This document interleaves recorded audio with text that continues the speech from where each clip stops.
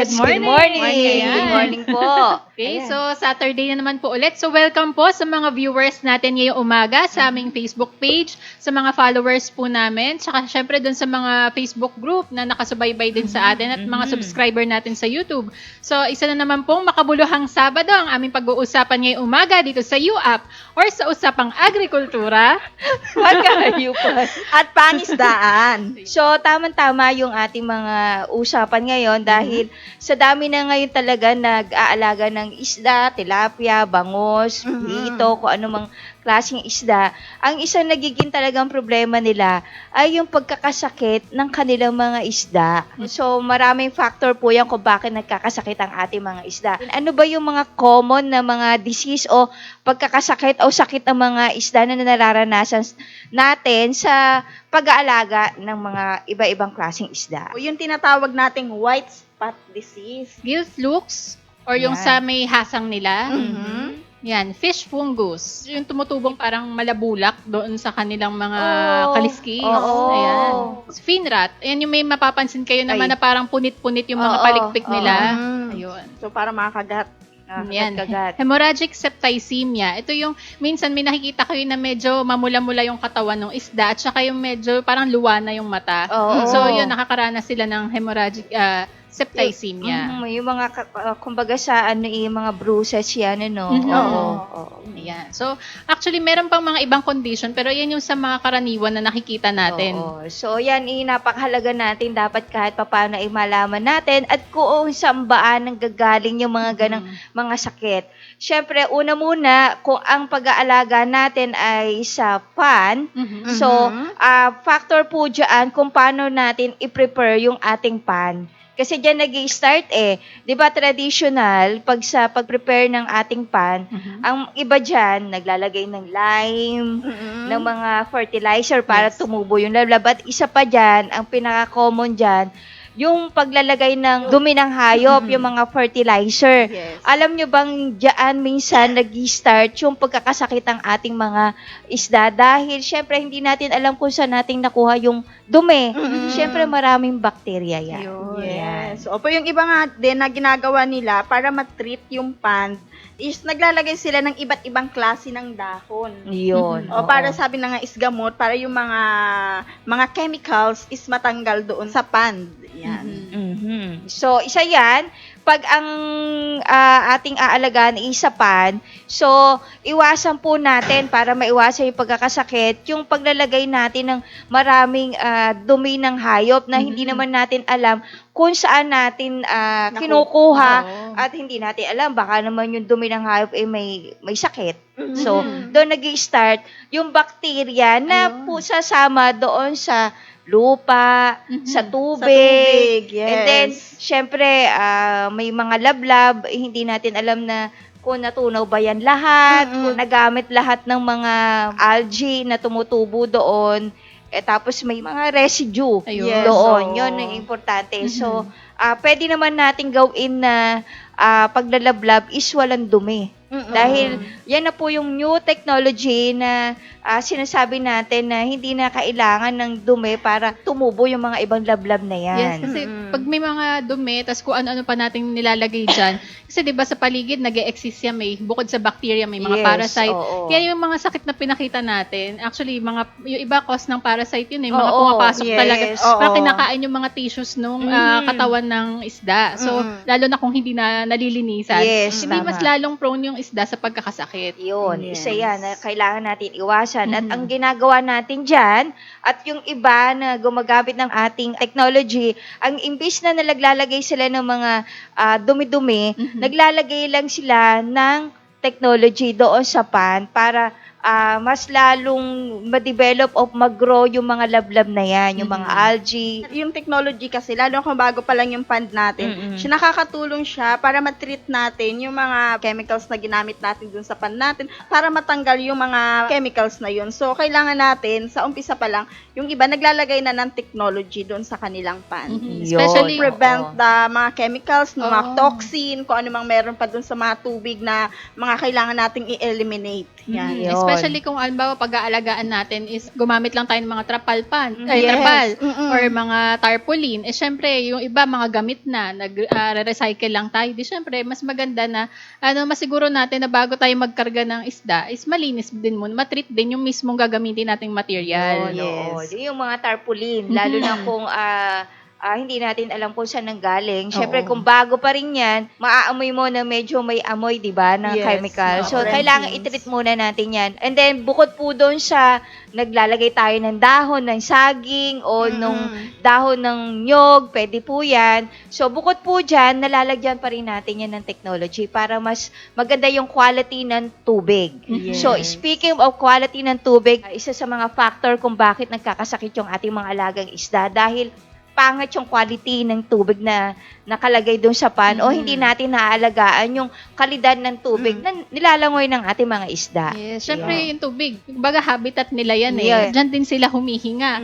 Kung halimbawa marumi yung tubig, ang daming mga nagbabara doon sa kanilang nilalangoyan, may kaagaw sila sa oxygen. Yun ang Yes. importanteng factor para mabuhay yung ating mga isda, yung dissolved oxygen. So, kailangan ma-maintain natin yung magandang quality ng tubig na paglalagyan natin sa kanila. Yes. Speaking of water, kailangan po natin din i-monitor dahil nakasalalay din kasi yung buhay ng isda doon sa tubig na lalanguyan nila. So dapat yung quality or yung tubig na ilalagay natin or ilalaman natin doon sa ating pond is maayos din po kung gaano karami. Dapat alam po natin yun kung ilan yung aalagaan natin, gaano karaming tubig yung ilalagay natin. Kasi minsan hindi natin napapansin na mababa pala yung tubig na nilalagay natin tapos yung mga isda natin na andoon. So kapag medyo mainit yung temperature is wala silang panangga doon sa sikat ng araw, kaya minsan nagkakaroon ng pagkakasakit or nagkukulang sa oxygen yung ating mga alagang isda. Halos lahat naman ng may mga pond or tank, kailangan meron tayong nilalagay na filter. Kailangan Yes. well-filtered yung ating pond. Para syempre, maintenance na rin, para hindi rin tayo from time to time na naglilinis. Kumbaga, makakatuwang na natin yung mga filter para doon sa cleanliness ng tubig ng ating mga Yes. isda. Oo. So, para din natin ma-maintain yung quality rin ng tubig, kailangan i-manage natin kung nagpapakain tayo, ay dapat tama lang. Tama yung dami, tama yung kakain ng isda. Baka Yes. naman konti yung alaga natin, 1 dakot, 2 dakot, kung maglagay tayo, isang meal lang yan. Tapos Oo. pagdating ng tanghalian, gano'n na naman.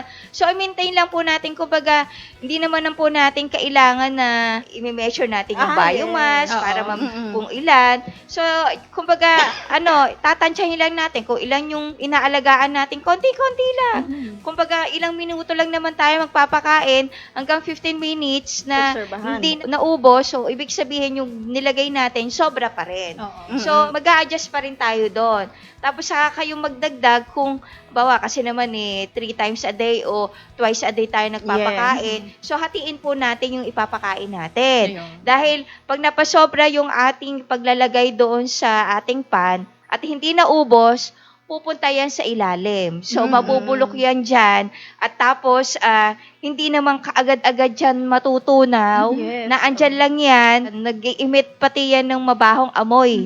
Nagkakaroon ng decomposition yung Yes, mga ang pagkain. decomposition ng pagkain. And then, yon sasama dun sa kalidad ng ating tubig at mababawasan pa yung DO, yung dissolved oxygen na nanaan sa tubig at makakapinsala din doon sa ating mga alagang hayop. So, yan din po yung isa sa mga nagiging factor kung bakit nagkakasakit yung mga alaga nating isda. Ayan. Speaking of pagpapakain, syempre, yung pagpapakain natin, idedepende rin natin kung anong stage na ba ng alaga Yun, natin. tama. Baka mamaya, fry pa lang sila or fingerlings pa lang, tapos hindi pa makakain ng mga feeds. Yes. Kumbaga, binubuhusan na natin. Kumbaga, lablab pa lang yung kaya Oo. nilang kainin.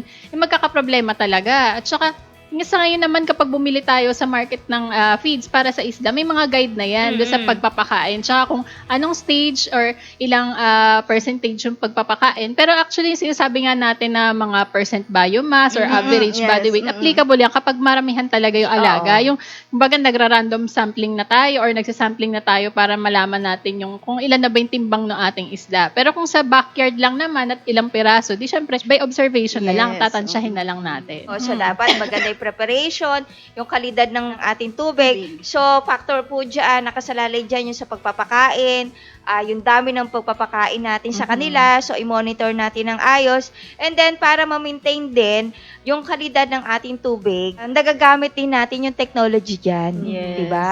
So, yung iba, nagme-maintain doon sa tubig, weekly, monthly naglalagay. Ilan nga yung ating nilalagay na dosage? Kapag ka nag-treat ka pa lang ng tubig, naglalagay po tayo dyan weekly ng 30 grams per cubic meter. Yun, oo. So, yan ay per week yan. Yes, Oo. Per week po yan. And then, pag maganda na yung kalidad at na-maintain naman natin at maganda yung management natin, pwede na yung Weekly or doon na lang weekly. sa pagkain. Oo. Oo. Pagka kumakain na ng feeds yung ating Yes. mga alagang isda, doon na lang sa feeds ng isda maglalagay. Ayan, oo. So, sa feeds na lang. And then, dapat din, para maiwasan din yung pagkakasakit ng ating mga alagang isda, kailangan pataasin natin ang immune system ng ating mga alagang isda. Sa pamamagitan ng pagbibigay natin ng kalidad o magandang quality na pakain. Ayun. Yung iba kasi nagtitipid. Ang isda naman, kahit ano yung kinakain nila, mga tilapia, bangus, syempre may leftover tayong tinapay o Oo. kanin. Pwede naman po yan. Syempre,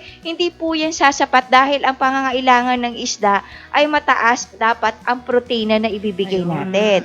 At iyan po ay makikita rin natin sa total na package o nutrient density doon sa aqua feeds na bibilhin natin o ibibigay natin sa kanila. Tsaka, syempre, sa pagpapakain, kasi yung pagpapakain natin sa mga isda, kung ano Yun. oras yung sistema nyo ng pagpapakain, kailangan maging consistent, Yes. tuloy-tuloy.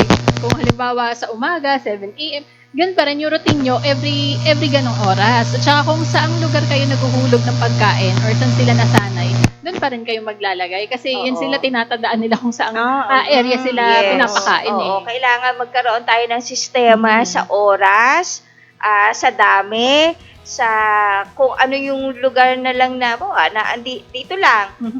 Yun lang. Kasi yung iba kasi, lalo na kung iba yung caretaker, abay lahat pupuntahan, hindi na maintindihan, nahilo na ang isda. Naiikot na. So, ang isda kasi po, fingerlings pa lang yan, pag nasanay sila na doon lang area na alam niya na doon maglalagay ng pagkain, doon lang. At saka may technique po yan. Di ba, tutunog? Yung nag-ano ng tunog, batingteng, yun. Isa rin yun, isa sa mga pwede Pangtawag sa nating kanila. pangtawag sa kanila. So, kailangan hinay-hinay lang din sa pagpapakain. Hindi lahat, pag nabusog na yan, okay na. Hindi po. Kailangan may tamang dami rin ng pagkain. Syempre, maliliit pa lang, lalo na kung fingerless, hindi basta-basta rin sila natutunawan. Tsaka pag nagpakain niya tayo ng sobra, bukod sa dudumi yung quality ng tubig, kung mapapansin niyo yung mga isda din, syempre, pag nakabuntot sa kanila yung mga dumi-dumi Oo, nila, yun. pag Yes. sobrang kain, Oo. ayun. Kasama pa rin dyan yung paglalagay natin ng technology para mas ma-enhance o kahit konti lang yung pagkain na binibigay natin, na-utilize ng ayos ng isda dahil yung sustansya na naandun meron doon sa feeds, nakukuha niya talaga.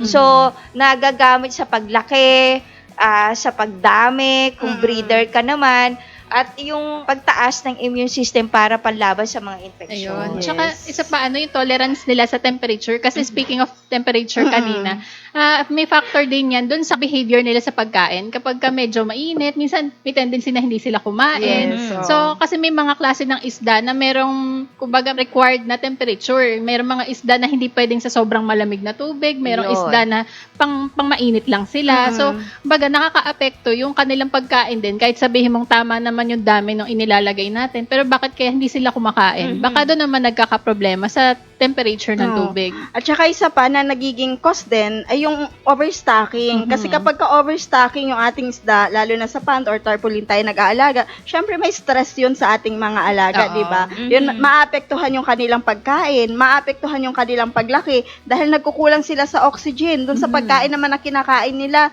is hindi sila makagalaw ng maayos dahil nga Yun. over sila sa dami. Kaya doon nagkakasakit yung ating mga alaga, lalo na kung mahina yung kanilang immune system. So, mabilis silang magkasakit. Ayun. So, speaking of stocking density, kaya mahalaga yan sa pag-aalaga natin. Depende syempre kung ano yung aalagaan. So, Yes. like yung sa sa atin nga, yung pinapayo natin kapag tilapia, di ba, 30 pieces per cubic meter yung Yes. ating nilalagay. Kapag ka naman hito, mga 50 to 50 to 100. 100, Kapag yes. bangus, mga 30 to 50 pieces. Yes. So, mga ganun. Kumbaga, tatandaan natin yun na hindi tayo basta-basta magkakarga na lang porket feeling nyo malaki yung area nyo, pero hindi pala akma doon sa kinakailangang space ng ating mga alagaang isda. Yung iba naman, malaki yung area, pero kokonti ang laman ng isda. Oo. 'Di ba? Tapos maraming lablab. Yes, So, oo. ibig sabihin, bakit po gano'n nagkukulay brown? Tapos hindi pa rin lumalaki yung isda dahil sobra naman sila doon sa algae na kinakain nila din, hindi nauubos Yes, din, di ba? oo. So, doon naman tayo maglalagay ng ibang fingerlings na pwede tayo magdagdag. Ayun. At saka, i-consider din natin kasi may iba na nag-aalaga na 2-in-1 na. Halimbawa, pagsasamahin nila yung kunyari, bangus or yung tilapia. Yes. Yun, so, minsan okay naman yun kasi alamin lang din natin kung kumbaga, kung compatible ba silang Yun. pagsamahin. Kasi para maiwasan natin yung bullying or hindi natin alam na nangangain na pala sila ng kapwa isda. Paano kung hindi compatible yung klase ng isda na aalagaan natin tapos pagsasamahin sa isang pond lang or sa isang tank. Kaya mapapansin nyo bakit parang may mga injury yung ibang isda. Yan, doon pumapasok yung kanina na pinakita natin, yung fin rot. Kasi kapag ka merong sugat na yung isda, mas mabilis pumasok yung parasite at bacteria sa katawan nila. Oo, tapos lalo na kung hindi maganda yung kalidad ng tubig. Yes. Pwede rin natin gawin yan, magkaroon lang tayo ng proper selection. Ayun. Kumbaga yung malalaki sa maliliit, so i-separate natin yan. Kailangan yung pan natin, lagyan mo ng harang, yung malalaki at kainaman lang yung laki. So i-separate po natin para hindi mag-bullying yung maliliit sa malalaki. So, kung tama-tama yung uniform ng kanilang mga size, yung laki, maiiwasan yung mga ganung sitwasyon. Yes, o kaya ay kapag ka medyo malalaki na yung iba, magkaroon ka ng selective harvesting, Ayun. di ba? So, mapapakinabangan mo na yung alaga mo. Hindi pa sila magkakaroon ng sakitan sa loob ng pan. Yun, isa yan. So, marami na tayong tip na naibigay po sa inyo. Sana ay nakikinig kayo o maglista po kayo kung meron kayong mga ballpen at papel po dyan. I-summarize muna natin yung preparation ng pan. Kailangan maganda at tama yung ating ilalagay doon. At saka, syempre, yung ating kalidad ng tubig. Yes. At kasama po dyan yung dami, kalidad ng pagkain ng ibibigay natin.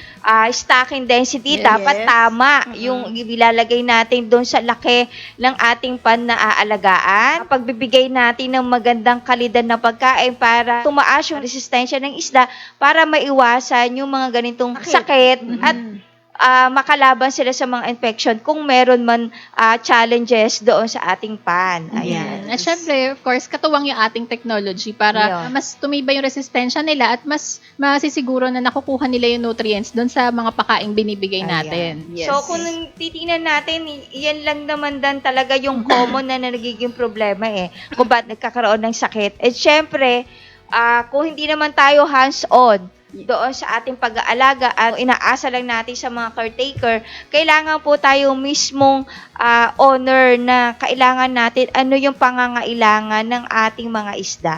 At tingnan natin kung paano yung galawan nila, ano yung tamang kilos nila na para malaman natin kung meron ng sakit yung ating mga alagang isda. Yes, so mga 5 to 15 minutes lang po yung ialat nyo na oras para makita nyo kung ano ba talaga yung kailangan ng isda at kung paano ba sila, lalo na sa umaga kasi doon mo sa umaga makikita talaga kung paano ba yung mga galaw ng inyong mga isda, kung ano yung magiging behavior nila. So yan po, maglaan lang kayo ng 5 to 15 minutes para kahit papaano is masolve nyo kaagad kung nagkakaroon man ng problema. At isa po dyan, dapat tama yung bawat stages ng pagkain na ibinibigay natin. Baka naman fingerlings nga lang yan na starter na tayo. Oo, di ba? So, kasi pansinin nyo din yung bibig kasi ng ating mga isda. Pag maliit pa lang yan, talaga maliit pa, syempre maliit lang na particles na feeds ang ibibigay natin. Pag malalaki na yan, kahit talaga yung pellet o yung crumble na ibigay natin, walang problema kasi nakakain na nila yan. Kaya by stages, di ba, may mga fry mash, tapos starter crumble, starter pellet, lower pellet. Tsaka yung frequency ng pagpapakain. Kung mapapansin ninyo, may guidance din naman dun sa, nakalagay dun sa label ng feed. So kapag maliliit pa lang, mas madami yung frequency ng pagpapakain. At least yung iba nga, mga 5 to 8 times a day. Yung kapag mga fry pa lang or fingerlings. Pero pag lumalaki na, or lalo na kapag nasa grower na, mga 3 times a day na lang kung magpakain. Kung doon sa mga nakakaranas na o nag-aalaga na ng isda, pwede po kayo mag-comment at mabigay po sa atin ng tip para mabasa ho namin at maibigay sa ating mga netizen. Ayan, at kung wala na po, ay pwede pa rin naman po kayong mag-message po sa amin kahit off-air po kami. Ito po yung ating mga contact number, 0939-917-2858, 0917-540-8887, at 0917-875-4262, 0917-502-1007. Ayan. Ayan. At syempre, pwede rin kayong direct na mag-message sa amin dito sa aming Facebook page, Atovi Nanotechnology. At nariyan po lagi ang Facebook group na Livestock Agri-Aqua Troubleshooters Organization o yung LATO. So ito po ay Facebook group na contact point ng mga farmers at would-be farmers sa larangan po ng paghahayupan, pangisdaan at paghahalaman. So lahat po ay welcome dito. So especially may mga inaalagaan ng isda at gusto nyo ibenta yung nagbebenta kayo ng mga fingerlings or fry, i-post nyo lang po dito kasi may mga naghahanap po talaga na minsan saan ba makakabili ng ganito. So yung iba kasi pwede rin naman kayo dumirekta sa mga SIFDEC or BFAR, pero yung may mga hatcheries na malapit po sa inyong area, so magkakatulungan po tayo dito at mag-message lang po kayo dito sa aming Facebook group at may mga sasagot din po sa inyo. At syempre po, huwag niyong kalimutang i-visit ang aming website, www.atovinanotechnology.com. So, makikita po ninyo dyan yung mga information tungkol sa technology at iba pa naming products. At syempre, open pa rin po yung forum section ng aming website. So, yung may mga questions po, i-post nyo lang po ang inyong mga tanong at may mga sasagot din po sa inyo dito. Ayun. At syempre, huwag niyong kalimutang i-visit yung ating YouTube channel. Lahat po ng ating mga old videos at yung mga previews na ating mga usapan po dito sa UAP, sa Farmer's Talk, mapapanood nyo po doon. At saka huwag nyo pong kalimutang mag-subscribe at pwede po kayong mag-comment dyan. At syempre, i-follow nyo rin po kami sa aming TikTok account na Team Atovi. At Atovi Nanotech. Yun, oo. So, marami na po kami naka-upload ng mga videos dyan. Ako, maraming salamat po doon sa mga nag-view at ang dami nagko-comment. Yes. So, marami po tayong mapupulutan na aral doon at tips para sa pag-aalaga ng iba-ibang klaseng hayop. Ayan. Kung wala na po ulit, ay magkita-kita pa ulit tayo sa susunod na Saturday dito po sa Usapang Agrikultura, Paghahayupan At pangisdaan. Yan. And always remember, Team Atobi will continue to educate, share, and inspire others.